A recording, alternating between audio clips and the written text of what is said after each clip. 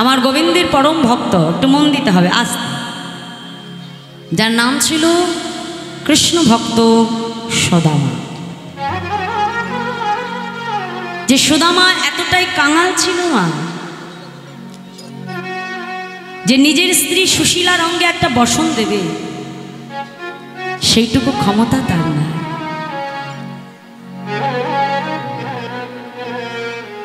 সেই সুদামা বেদ বিদ্যার শিক্ষা দিয়ে যা কিছু পায় তাতে কোনোদিন দুবেলা অন্ন জোটে, কোনোদিন আবার জোটে না। কিন্তু তার জীবনে একটাই সংকল্প বাবা, গুরুচরণে আশ্রয় করে কথা দিয়েছিলেন সে জীবনে কোনোদিনও মিথ্যাকে আশ্রয় করবে না। এখন আমাদের সমাজ ব্যবস্থাটা এতটাই কঠিন ছিল যে তোমাকে কিন্তু বাঁচতে হলে পদে পদে বাবা মিথ্যার আশ্রয় নিতে হবে। তাই সুদামা যেহেতু গুরুচরণে কথা দিয়েছিল মিথ্যেকে আশ্রয় করবে না, সারাটা জীবন ধরে সুদামা তার গুরুচরণে কথা দিয়েছে জীবনে কখনো মিথ্যা বাক্য অবলম্বন করবে না, মিথ্যাকে আশ্রয় করবে না। তাই নিজের পিতৃ সম্পত্তি যা ছিল ধীরে ধীরে সব হারাতে লাগলো। হারাতে হারাতে এতটাই তার দুঃখ দুর্দশা চলে এলো যে সুদামা তার স্ত্রীর অঙ্গে একটা বসন দেবে সামান্য ক্ষুধা তৃষ্ণা নিবারণের জন্য, যে আহারের ব্যবস্থা করবে সেটুকু ক্ষমতা তার নাই। সংসারের দুঃখ, সংসারের এই জ্বালা তাকে বড় ব্যথিত করেছে। একদিন সুদামার স্ত্রী সুশীলা স্বামীর কাছে এসে বলছে, স্বামী সংসারের এই কষ্ট তোমাকে বড় ব্যথিত করেছে স্বামী, তোমার এই কষ্ট আমি আর দেখতে পাচ্ছি না স্বামী, তুমি একটা কাজ করো, শুনেছি তোমার বন্ধু কৃষ্ণচন্দ্র সে নাকি দ্বারকার রাজা। হ্যাঁ গো, আমার মন বলছে তুমি যদি একবার তোমার বন্ধুর সঙ্গে দেখা করে এসো তাহলে তোমার মনের যত দুঃখ, তোমার মনের যত জ্বালা, সমস্ত দুঃখ কষ্ট নিবারণ হয়ে যাবে। তুমি যাও একবার তোমার বন্ধুর সঙ্গে তুমি দেখা করে এসো। সুদামা সুশীলাকে ডেকে বলছে, সুশীলা জীবনে এত কষ্ট এত দুঃখ আঘাত পেয়েছি, কিন্তু জীবনে কখনো কোনোদিনও আমি আমার কানাইয়ের কাছে কিচ্ছু চাই নাই। আজ তুমি আমাকে দয়া করে কিছু চাইতে বলো না সুশীলা, আমি পারবো না। তুমি আজ আমাকে কিছু চাইতে বলো না, আমি আমার কৃষ্ণের কাছে কিছু চাইতে পারবো না সুশীলা। সঙ্গে সঙ্গে সুশীলা স্বামীকে ডেকে বলছে, স্বামী কে বলেছে আমি তোমাকে বলেছি তোমার বন্ধুর কাছে কিছু চাইতে? না গো, আমি তোমাকে তোমার বন্ধুর কাছে কিছু চাইতে বলিনি, তুমি শুধু একবার তার সঙ্গে দেখা করে এসো, দেখবে তোমার মনের সমস্ত কষ্টটা দূর হয়ে যাবে। সুশীলা কথাটা তো তুমি সত্য বলেছ, কিন্তু এতগুলো বছর পর যে আমি আমার বন্ধুর কাছে যাব, আমি শূন্য হাতে কেমন করে তার কাছে যাই বলো সুশীলা? তাকে দেওয়ার মতো যে আমার কাছে কিচ্ছু না। তাছাড়া কোনো বন্ধু যদি কোনো বন্ধুর বাড়িতে প্রত্যেক দিন যাতায়াত করে, বন্ধুর বাড়ি খালি হাতে যেতে পারে, কিন্তু এতগুলো বছর পর আমি শূন্য হাতে কেমন কাছে আমার কানাইয়ের কাছে দাঁড়াবো বলো?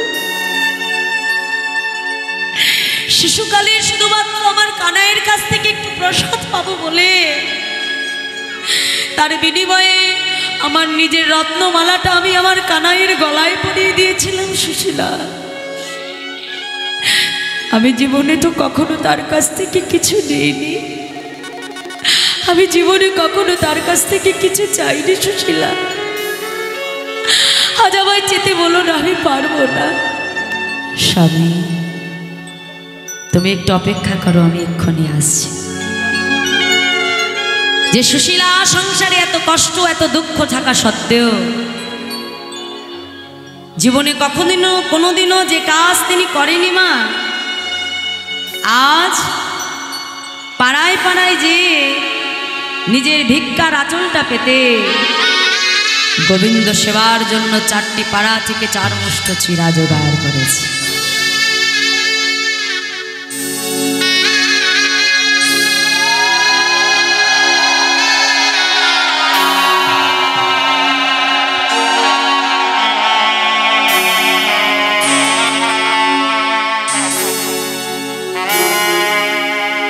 চার মুষ্ঠ চিরা জোগাড় করে বাবা, চিরাটা যে ভগবান সেবার জন্য কিছুতে করে বেঁধে দেবে সেই বস্তুটাও ঘরে না। নিজের যে অঙ্গে ছিন্ন মলিন বসনটা ছিল, কোনো কথা চিন্তা না করে নিজ বসনটা ছিঁড়ে গোবিন্দ সেবার জন্য তার মধ্যে চিরা বেঁধে পুটলি করে স্বামীর হাতে দিয়ে বলছে, স্বামী এই নাও, আজ তোমার সখা কানাইয়ের জন্য আমি শুধুমাত্র এটুকুই জোগাড় করতে পেরেছি স্বামী, আমার যে এর বেশি সামর্থ্য নাই। যাও, তুমি এই উপহারটুকু নিয়ে তোমার সখা কানাইকে তুমি দর্শন করে এসো। চিরার পুটলিটা হাতে নিয়ে যখন সুদামা গমন করলেন মা, বনের মধ্যে থেকে যেতে যেতে হঠাৎ চিন্তা করলো, কানাই, হ্যাঁ রে কানাই, এ জগতে কত ভক্ত তোকে কত কিছু দিয়ে সেবা দেয়, কত যোগী যোগ যোগ ধরে তপস্যা করে বসে থাকি তোকে সেবা দেবে, কত রাজ রাজা তোকে সেবা দেবার জন্য যোগ যোগ ধরে তপস্যা করে বসে থাকে। আরে কানাই, আজ আমি তোর সেবার জন্য এই সামান্য একটু চিরা নিয়ে যাচ্ছি। কানাই, কানাই, এই ভিক্ষা করা চিরা কি তুই গ্রহণ করবি রে কানাই? বল, আজ আমার ভিক্ষা করা চিরা তুই কি গ্রহণ করবি কানাই? গোবিন্দ কথা স্মরণ করতে করতে নয়ন জলে সুদামার চিরার পুটলিটা ভিজে গেছে। চিরার পুটলিটা হাতে নিয়ে যখন দ্বারকায় প্রবেশ করতে যাবে, সুদামার ওই চেহারা দেখে, অঙ্গের বসন বসন দেখে দাঁড়িরা তাকে মুখ্য দ্বারে আটকে দিয়ে বলছে, এই ভিখারি, তুমি কাহা সে আই হো? হ্যাঁ, কোথায় যাচ্ছ তুমি? সঙ্গে সঙ্গে সুদামা দাঁড়ির কাছে এসে করজোরে বলছে, দাঁড়ি, আমি যাচ্ছি আমার সখা কানাইয়ের কাছে। কি বললে? তোমার সখা? কে তোমার সখা? কেন? ওই যে তোমাদের রাজা গো, রাজা, জানো তোমাদের রাজা কৃষ্ণচন্দ্র না, আমার বাল্যবেলার বন্ধু গো, আমার সখা কানাই। কি বললে? আমাদের রাজা কৃষ্ণচন্দ্র, সে কিনা তোমার মতো এক সামান্য ভিখারির বন্ধু? তুমি মিথ্যে কথা বলার জায়গা পাচ্ছ না? আমাদের সঙ্গে তুমি মিথ্যা বাক্য বলছো? এত বড় স্পর্ধা তোমার? তুমি জানো এই মিথ্যা বাক্য বলার জন্য আমরা তোমাকে কতটা কঠিন সাজা দিতে পারি? সঙ্গে সঙ্গে সুদামা গিয়ে দাঁড়িদের চরণটা জড়িয়ে ধরেছে। দাঁড়ি, আমি তোমাদেরকে মিথ্যা বাক্য বলছি না। তোমাদের যদি বিশ্বাস না হয়, তোমরা একবার গিয়ে আমার কানাইকে যেয়ে ডেকে বলো যে তার বাল্যবেলার বন্ধু সুদামা এসেছে। আমি কথা দিলাম, আজ আমার কানাই যদি আমার নামটা শুনে আমাকে চিনতে না পারে, আমি কথা দিলাম আমি আর ভেতরে যাব না গো। আমি এই দ্বার হতেই আজ ফিরে চলে যাও, কথা দিচ্ছি। শুধু একবার যে দয়া করে তাকে বলো যে তার বাল্যবেলার বন্ধু সুদামা এসেছে। বেশ, তাহলে আমরা যতক্ষণ না আসবো ততক্ষণ এখানে দাঁড়িয়ে তুমি অপেক্ষা করবে। এই বলে প্রহরীরা সুদামাকে দরজায় দাঁড় করিয়ে ছুটতে ছুটতে ভেতরে আসছে। মহারাজ, মহারাজ! কি হলো দাঁড়ি, এমন ভাবে ছুটছো কেন? মহারাজ, আজ এই রাজপ্রাসাদে ঢুকবার জন্য মানুষ কত রকম কৌশল বলছে জানেন মহারাজ? কোথা থেকে এক ভিখারি এসে বলে সে কিনা আপনার বাল্যবেলার বন্ধু।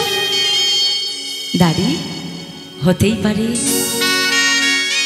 আজ হয়তো সে ভিখারি আমি রাজা, হতেই পারে।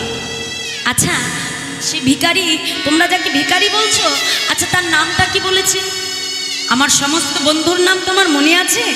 বলো দেখি তার নামটা কি? কি যেন নামটা বললো, কি যেন? ও মনে পড়েছে মহারাজ, তার নাম হলো সুদামা। যেই না বলেছে সুদামা, সঙ্গে সঙ্গে আমার গোবিন্দ স্বর্ণ সিংহাসন থেকে উঠে দাড়িকে জড়িয়ে ধরে বলছে, দাড়ি তুমি ঠিক বলছো, তুমি ঠিক শুনেছো দাড়ি। আমার বন্ধু, আমার বন্ধু সুদামা এসেছে, তুমি তুমি তুমি ঠিক বলছো দাঁড়ি, আমার বন্ধু সুদামা। গোবিন্দ রত্ন সিংহাসন ছেড়ে নেবে, ছুটতে ছুটতে আসছে সুদামা। সুদামা যেই না ছুটে গিয়ে সুদামাকে গোবিন্দ আলিঙ্গন করতে যাবে, এমন সময় সুদামা গোবিন্দকে ডেকে বলছে, দাঁড়া কেন, একটু দাঁড়া, একবার ভালো করে নিজের দিকে চেয়ে দেখ কানা, তুই যে এই রাজ্যের রাজা রে কানা, তোর রঙে কত রাজবে, তোর রঙে কত বিবিধ অলঙ্কার, কিন্তু একবার আমার দিকে চেয়ে দেখ কানা, আমি যে পথের এক সামান্য কাঙাল ভিখারি কানা, আমার গায়ে কত নোংরা, আমার গায়ে কত ঘর্ম, কত কিছু লেগে আছে কানাই, তুই আমাকে স্পর্শ করিস না কানাই, তুই আমাকে স্পর্শ করিস না। গোবিন্দ সুদামাকে ডেকে বলছি, সুদামা মুচি হয়ে শুচি হয় যদি কৃষ্ণ ভজে, আর শুচি হয়েই মুচি হয় যদি কৃষ্ণ ত্যাজে। এ জগতে আমি কোনো কিছুর বিচার করি না রে সুদামা, তুই যে আমার সখারে সুদামা, তোর সঙ্গে আমার রাজার সম্পর্ক নয়, তুই যে আমার বাল্যবেলার বন্ধু সুদামা। ছুটে গিয়ে যেই না গোবিন্দ সুদামাকে আলিঙ্গন করে ধরলো বাবা, ওই সুদামাকে এনে রাজ সিংহাসনে বসিয়ে ভগবান আজকে নিজ চরণ ধুলি, ভক্ত চরণ ধুলি নয়ন জলে ভগবান ধৌত করে দিলেন। সুদামাকে সেবা দিয়ে যখন সুদামা পালঙ্কে শয়নে গেছে, এমন সময় ধীরে ধীরে গোবিন্দ তার কক্ষে প্রবেশ করল। হ্যাঁ রে ও সুদামা, এতগুলো দিন পরে আমার কাছে এলি, আমার জন্য কোনো উপহার আনিস নাই?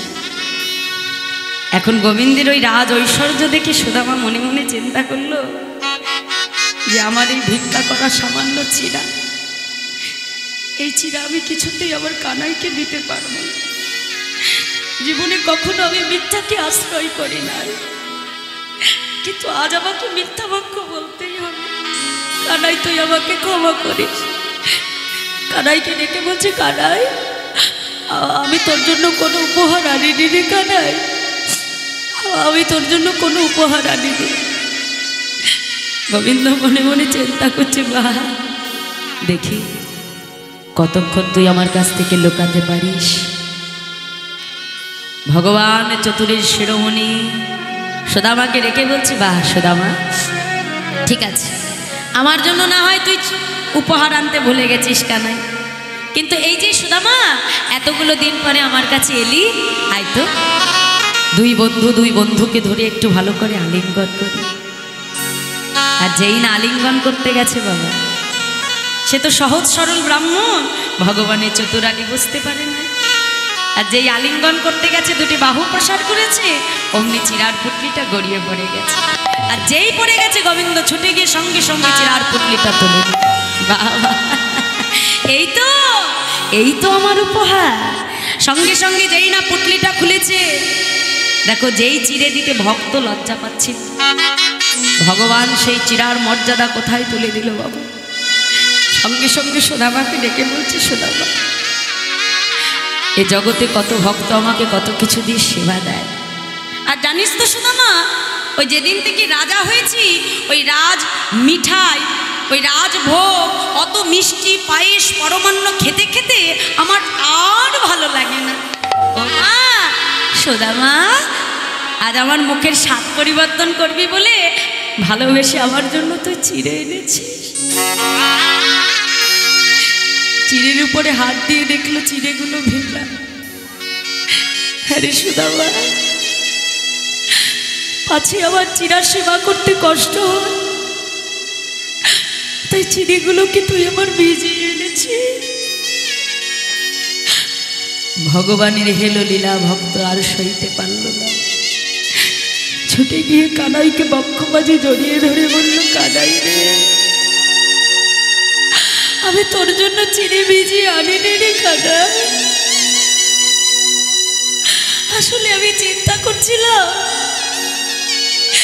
এ জগতে তোকে তো কত রাজ ঐশ্বর্য দিয়ে ভোগ দেয়, কত মিষ্টি, কত মন্ডা, কত পরমান্ন, কত কিছু দিয়ে তোর সেবা হয় কানাই। তাই আমার আনা এই সামান্য শুকনো চিড়া তুই কি গ্রহণ করতে পারবি? জানিস কানাই, এই কথা ভাবতে ভাবতে না আমার নয়নে জলে চোখের জলে এই চিড়াটা ভিজে গেছে। কানাই রে, আজ আমার চোখের জলে চিড়ে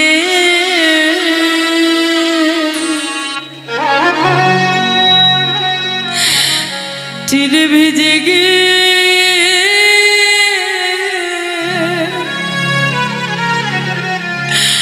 ভিজে গিয়েছে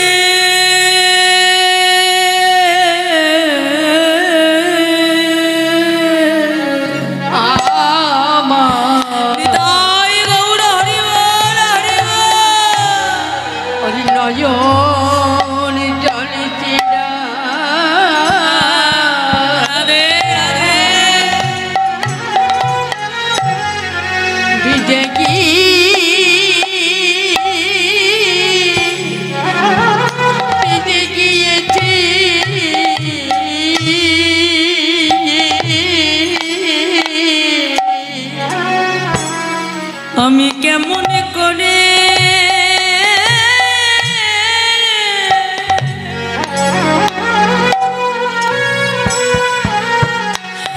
তোকে দেব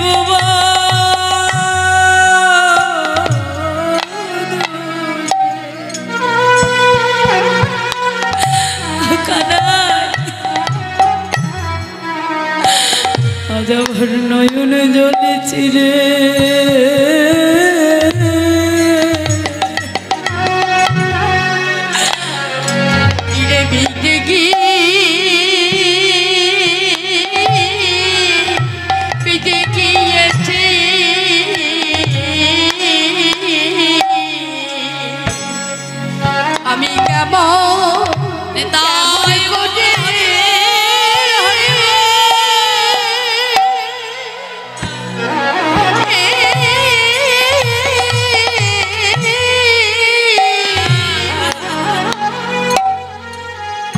তোকে দিব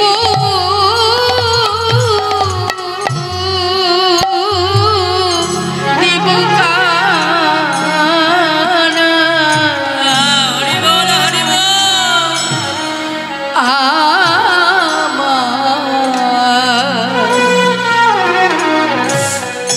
নয়ন জল চিড়ে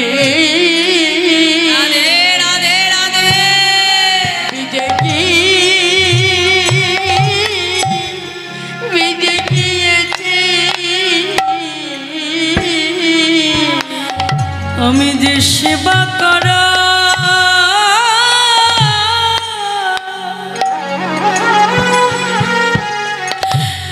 যোগ্য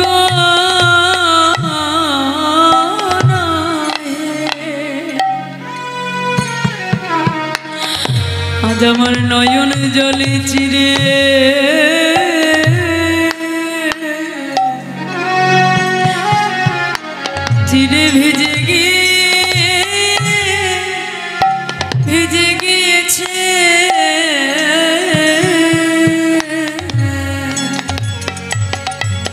তোকে দেবার মতো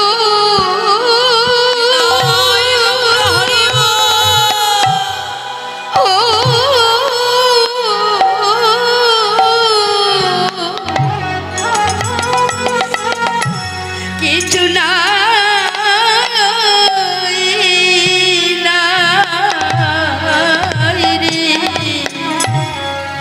আজ নয়ন জলে চিরে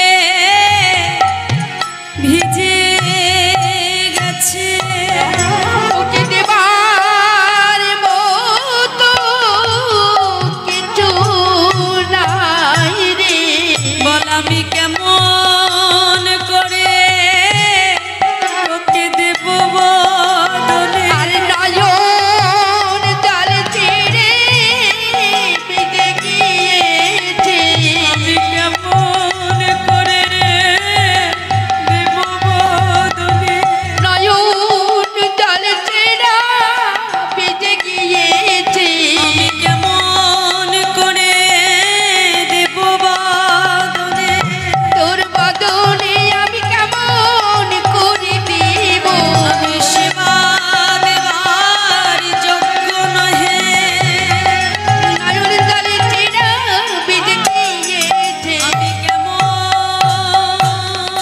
করে দেব বদলে নয়ন জল ছিঁড়া ভিজে গিয়েছে আমি কেমন করে দেব বদলে নয়ন জল ছিঁড়া ভিজে গিয়েছে আজ চোখে জলে জলেছে ছিঁড়া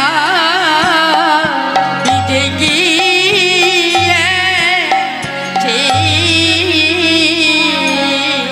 গোবিন্দ সুদামাকে ডেকে বলছে, সুদামা আজ আমি তোর সম্মুখে দাঁড়িয়ে কথা দিলাম, আগত আমার কোনো কলির জীব যদি কখনো ভক্ত দাঁড়িয়ে দাঁড়িয়ে ভিক্ষা করে এনে, যদি তোর মতো করে এমন নয়ন জলে বক্ষ ভাসিয়ে কোনো ভক্ত আমাকে সেবা দেয়, আমি যুগে যুগে ভক্তের ভিক্ষা করা সেই বস্তুই গ্রহণ করব। নিতাই গৌর হরি বল। হরিবল হরিবল হরিবল এই জন্যই মায়েরা দেখবেন হরিবাসরে যখন হরি নামামৃত আমরা করি, হরি নামামৃত দান হয়, হরি কথা হয়, ভক্ত সেবার আয়োজন করা, ভক্ত বাবারা ভক্তের দ্বারে দ্বারে ভিক্ষা করে এলে তবে সেই ভিক্ষার বস্তু দিয়ে কিন্তু ভগবানকে সেবা দেয়। ভিক্ষা না করলে সেই বস্তু দ্বারা কখনো ভগবান সেবা গ্রহণ করে না। দেখো, গোবিন্দ সেবায় দান করা হচ্ছে আমাদের সর্বশ্রেষ্ঠ দান। মহাভারতে যখন আমার গোবিন্দের কনিষ্ঠী অঙ্গুলিটি কেটে গিয়েছিল, একটু মন দিয়ে শুনুন, মাতা দ্রৌপদী কোনো কথা চিন্তা ভাবনা না করে নিজের নতুন বস্ত্রটা ছিঁড়ে ভগবানের কনিষ্ঠী অঙ্গুলিটিকে বন্ধন করে দিয়েছে। আর ওই একটু বস্ত্রের বিনিময়ে, ওই একটু বস্ত্রের বিনিময়ে ভগবানের কনিষ্ঠী অঙ্গুলিটি বন্ধন করেছিল বলে ভগবান সহস্র গুণ বস্ত্র দ্বারা ভক্তের লজ্জাকে ভগবান নিবারণ করেছে। মনে রাখবেন, গোবিন্দ সেবায় আপনি যত দান করবেন, গোবিন্দ সেবায় যত দিতে পারবেন, ভগবান কিন্তু আবার 10 গুণ করে আপনাকে ফিরিয়ে দেবে। ভগবান সেবায় দান করবার জন্য মা কোনো সূচি, কোনো অসুচির কোনো ব্যাপার হয়। কেউ যদি মনে করো যে আমি বাড়িতে অসুবিধা আছে, অনেকে আছে না অসুচ থাকলে মনে করে যে দান দেওয়া যাবে না, এটা নয় না। গোবিন্দ সেবার উদ্দেশ্যে দান করছো তুমি, যে দান করতে গেলে কোনো কিছু চিন্তা করতে হয় না। ভগবান সেবায় দান করতে গেলে কোনো কিছু প্রয়োজন নাই মা। গোবিন্দ সেবায় দান করছে, এটাই জানবে জগতের শ্রেষ্ঠ দান। ভগবানকে তুমি দিচ্ছ মা, কার জন্য দিচ্ছ? তার দেওয়া বস্তু তাকেই তুমি দিচ্ছ, উপলক্ষ মাত্র। তিনি যদি আমাকে না দিত আমি কোথা থেকে পেতাম? দেখো, আমি যদি হঠাৎ অসুস্থ হয়ে পড়ি, ডাক্তারের কাছে যাওয়ার প্রয়োজন হয়, তখন ডাক্তারকে ফিস দেওয়ার জন্য একবারও চিন্তা করব? হ্যাঁ, তখন কোনো সূচি অসুচির ব্যাপার মানবিজ করি আমরা?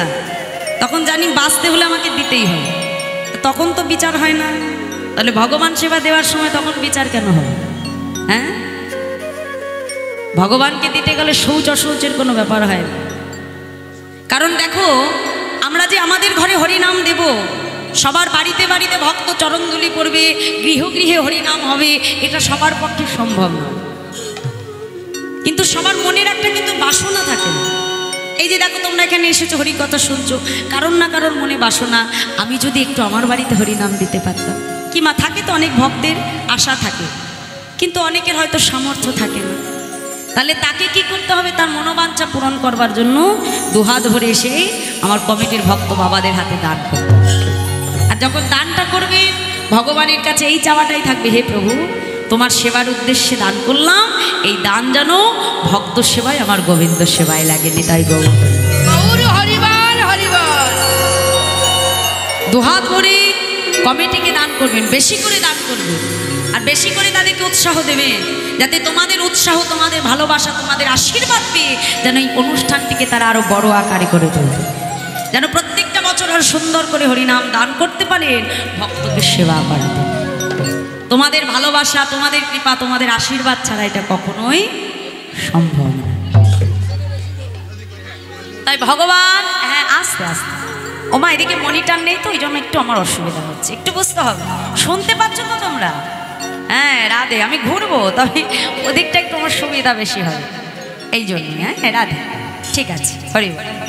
তাহলে গোবিন্দ সেবার জন্য কি করতে হবে? দুহাত ভরে দান করতে হবে, ঠিক আছে? ভক্ত বাবারা যখন যাবে, কখনো যেটা চিন্তা করলে হবে না যে আমার ঘরে অসুচ আছে বলে আমি দেব না, এটা নয়, আরো বেশি করে দেবে। কারণ যে চলে গেছে তার উদ্দেশ্যে দান করবে, যে ভগবানকে দিচ্ছি যেন সে যেন আমার রাধা গোবিন্দ যুগল পাদ পদ্ম লাভ করতে পারে, তার সেবার জন্য আরো বেশি করে তাকে দান করবে। আর এই যে দেখো, আজকে আমার সুদামা যে ভিক্ষা করা চিরাটা এনেছিল মা, আমার গোবিন্দ যখন সেই চিরা গ্রহণ করলো, সেই চিরা গ্রহণ করেছিলেন দেবর্ষি নারদ মুনি, আর নারদ মুনির কাছ থেকে সেবা নিয়েছিলেন আমার দেবাদিদেব মহাদেব। এখন ভোলানাথ যখন সেবা হয়ে গেল, ভোলানাথের কাছে আর প্রসাদ নাই। এমন সময় পার্বতী এসে বলছে, প্রভু তুমি যে আমাকে তোমার অর্ধাঙ্গিনী বলো, তাহলে সর্বক্ষেত্রে অর্ধাঙ্গিনী, কিন্তু প্রসাদের বেলায় তুমি আমার কথা ভুলে গেলে।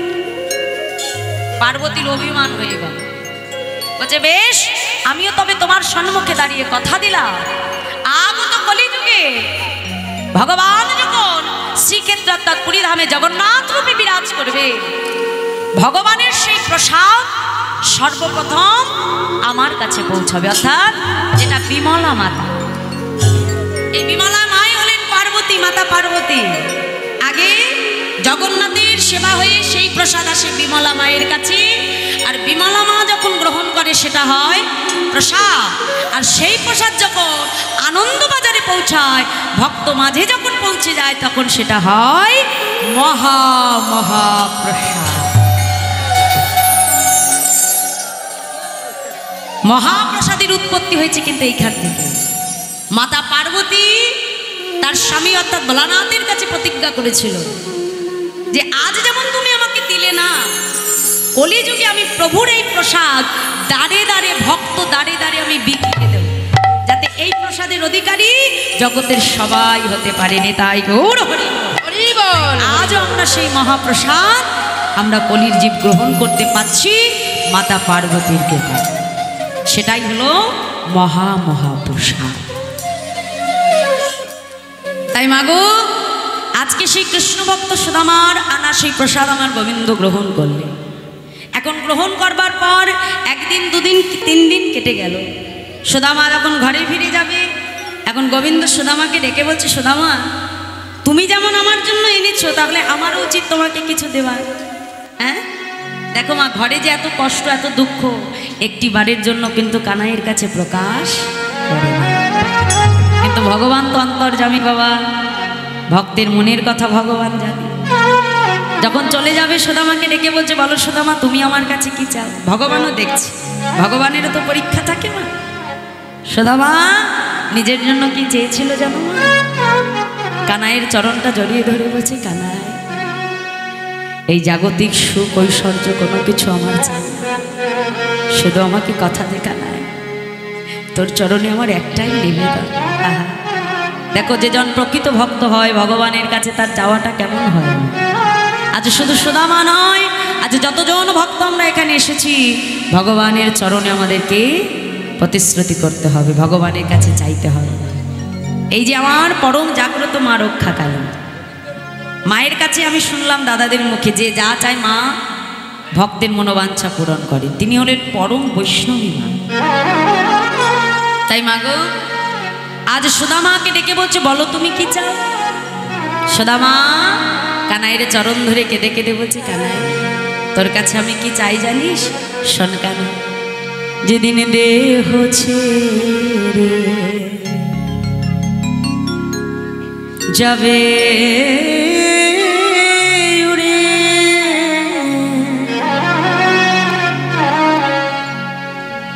আমার পরাণ পাখি। সুদামা গোবিন্দ চরণে কেঁদে কেঁদে বলছে, কানাই সারাটা জীবন তো অনেক চেয়েছিলে কানাই, সর্বদা আমরা চাই আমাদের সংসার কেমন করে ভালো থাকবে, স্ত্রী কেমন করে ভালো থাকবে, পুত্র কেমন করে ভালো থাকবে, স্বামী কেমন করে ভালো থাকবে। দেখো সংসারে সবার জন্য চাইতে চাইতে যেটা আমার প্রকৃত চাওয়ার ছিল সেটা আমরা সবাই ভুলে যাই।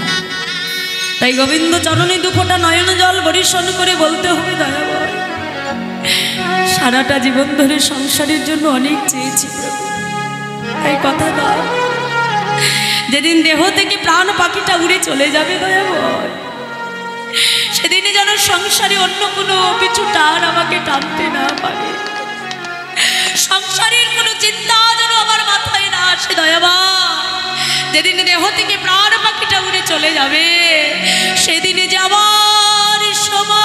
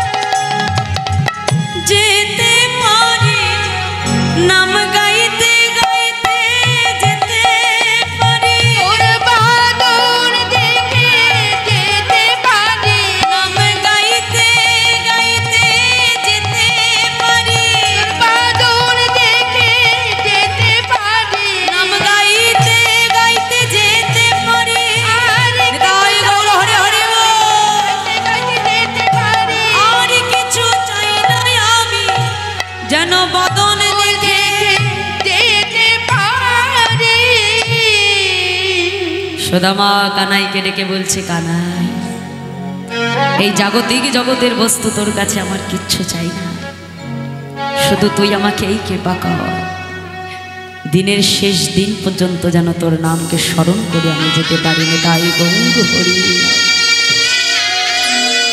তাই যেজন প্রকৃত ভক্ত হয় বাবা, জাগতিক জগতের বিষয়বস্তু কখনোই কামনা করে না।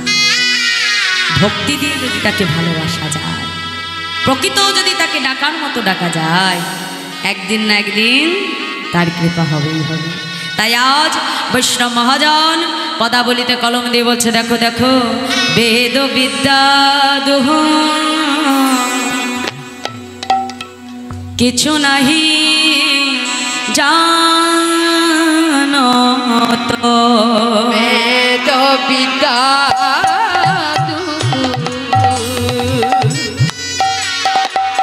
কিছু নাকি সে যদি গৌরঙ্গ করে সে যদি গৌরাঙ্গ করে সে যদি গৌরঙ্গ করে সে যদি গৌরাঙ্গ করে ঠাকুর নয়ন দেতে ভানে সেই তো সকলে জানে। ঠাকুর নয়ন তাই গৌর হরে হরে এই তো ঠাকুরে জানে। ঠাকুর নয়ন দেতে ভানে সেই তো সকলে জানে। ঠাকুর নয়ন আনন্দে বানে সেই তো ঠাকুরে জানে। সর্বসিদ্ধি সর্বসিদ্ধে করতলে আর সর্বসিদ্ধি সর্বসিদ্ধি করতালি তার কিছুই জানতে লাগে না গো। হরি হরি কিছুই জানতে লাগে না গো। কিছুই জানতে লাগে না গো। যে জন গৌর চরণ